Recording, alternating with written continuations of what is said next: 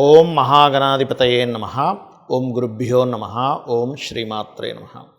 పరమేశ్వర స్వరూపమైనటువంటి జ్యోతిష, వాస్తు మరియు ఇతర అనేకమైనటువంటి శాస్త్రములను మనకు అందించినటువంటి మహర్షులకి నమస్కారం.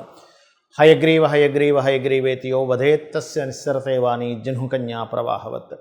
అరుణాం కరుణాతరంగితాక్షీం ధృతపాశాంకుశపుష్పభానచాపాం అనిమాదిభిరావృతాం మయూకైః అహమిత్యేవ విభావయే భవానీం. శ్రీమాత్రే నమః.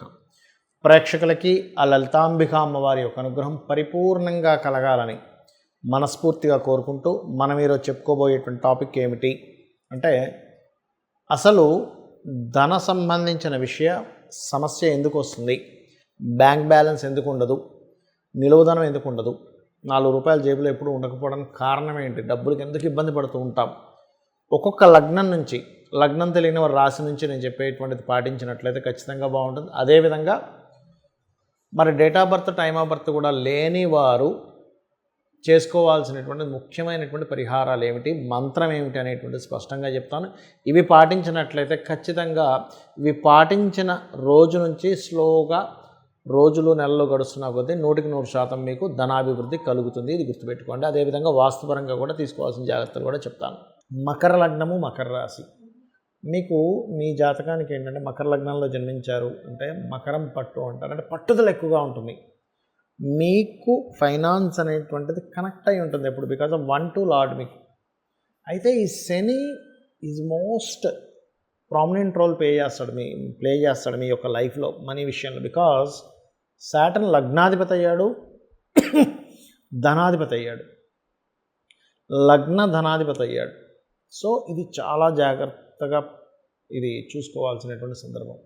అయితే ఈ కాంబినేషన్ ఏదైతే ఉందో, ఈ లగ్న ధనస్థాన సంబంధం ఏదైతే ఉందో, ఇది పర్టికులర్గా మీకు కలిగించేటువంటి ఫలితం బాగున్నాడు అంటే oil, iron, long term investments, లేబర్ని సప్లై చేయడము, కన్సల్టెన్సీ సెంటర్స్, జాబ్ రిలేటెడ్ సంబంధించినవి, ఇవి బ్రహ్మాండంగా రాణిస్తాయి.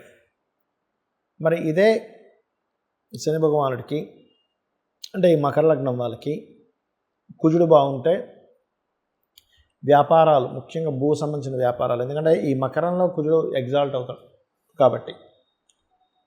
అయితే ఇక్కడ సంతానం కలిగినప్పటి నుంచి వీళ్ళకి కెరియర్ గ్రోత్ ఉండడము, దాని ద్వారా కొంతవరకు ధన యోగాలు కలుగుతూ ఉంటాయి. కాకపోతే కొన్ని సందర్భాల్లో ఆ శుక్రుడు వీక్ అయితే కనుక ఒకవైపు మీరు కెరియర్ విషయంలో అంత గొప్పగా వెళ్ళలేకపోవడము, ఇట్లాంటివి ఎదురవుతూ ఉంటాయి. సో కెరియర్ గ్రోత్ లేక మీకు ఫైనాన్స్ రావట్లేదు అనుకునేటువంటి వారు ఎక్కువగా మీరు గుర్తుపెట్టుకోండి, ఈ లక్ష్మీదేవికి సంబంధించినటువంటి కనకదార స్తోత్ర పఠనం ఎక్కువగా చేస్తూ ఉండాలి. అదేవిధంగా మరికొంతమందికి ఏమవుతుందంటే ఈ కుజుడు చతుర్థ లాభాధిపతి పాడైపోతాడు కొంతమందికి.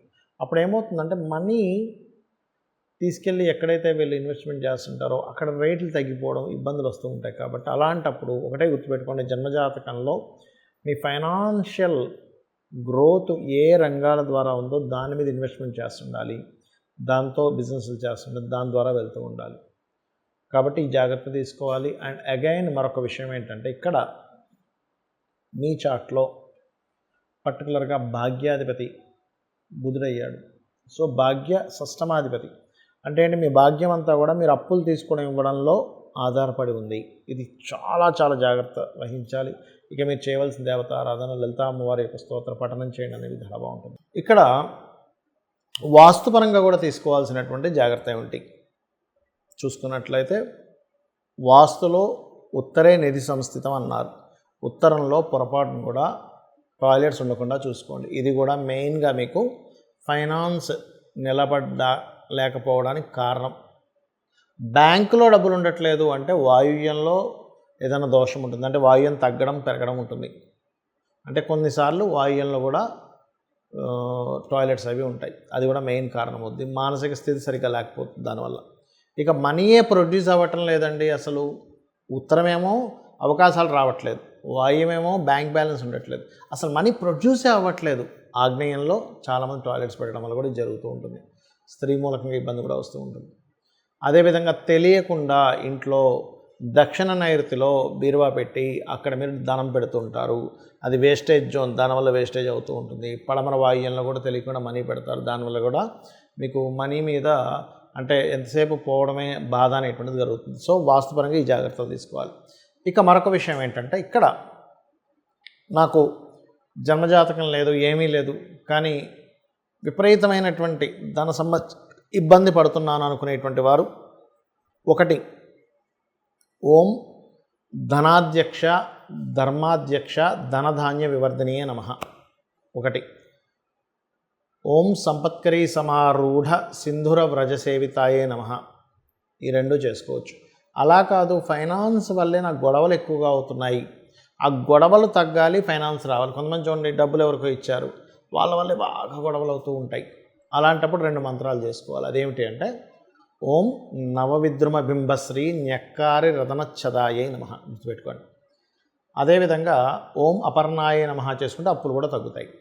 అయితే మనకి చూడండి, కొన్ని మనకి వీడియోల్లో చెప్తూ ఉంటారు, చాగంటి వారు కానీ సామవేదం వారు కానీ మనకు వీడియోలో వస్తుంటాయి, లక్ష్మీ స్థానాలు ఇవి లక్ష్మీ స్థానాలు. అవేమిటి అసలు?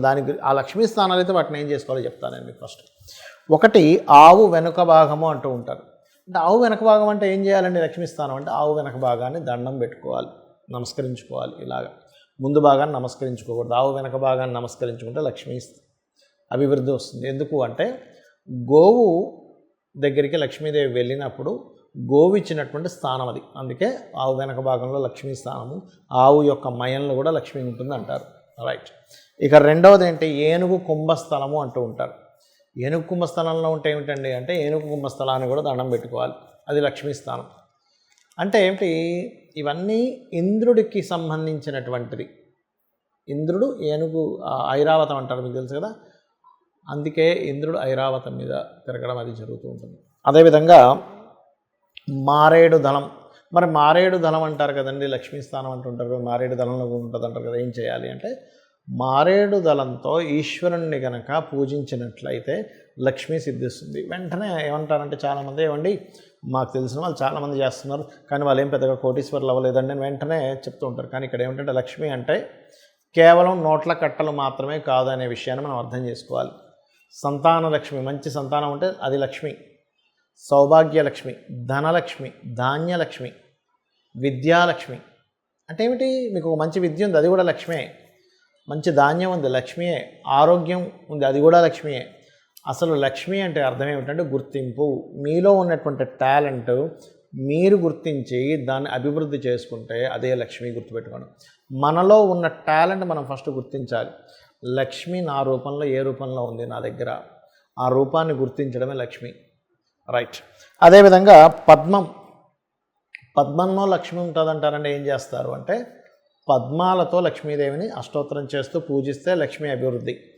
పద్మాలతో హోమం కూడా చేస్తారు. పద్మముకు ఉన్నటువంటి స్థితి ఏమిటి మనం అర్థం చేసుకోవాలి. ఎందుకు పద్మానికి?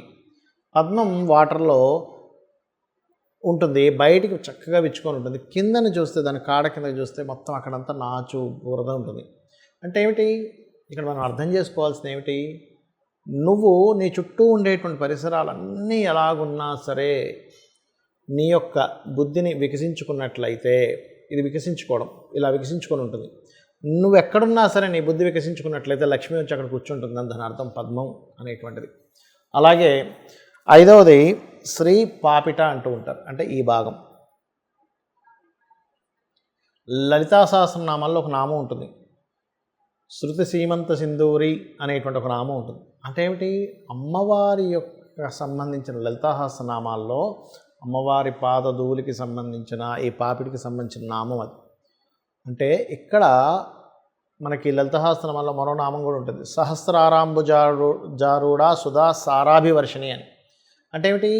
సహస్రారంలో కూర్చొని అమ్మవారు సుధాసార వర్షాన్ని కురిపిస్తుంది. అంటే ఇక్కడ ఉన్నటువంటి అమ్మవారు ఇక్కడ ఉందంటే దాని పాదాలు ఎక్కడ ఉంటాయి? ఇక్కడ ఉంటాయి. అందుకని అక్కడ మనం స్త్రీలు సింధూరం పెడుతూ ఉంటారు. సింధూరం ధరించడం ద్వారా లక్ష్మీ అభివృద్ధి అవుతుంది అంటూ ఉంటారు. ఏమిటండి దానికి ఏమిటండి లక్ష్మీ అభివృద్ధి అవ్వడము అంటే, లక్ష్మి అంటే ఆరోగ్యం అని కూడా మనం చెప్పుకున్నాం.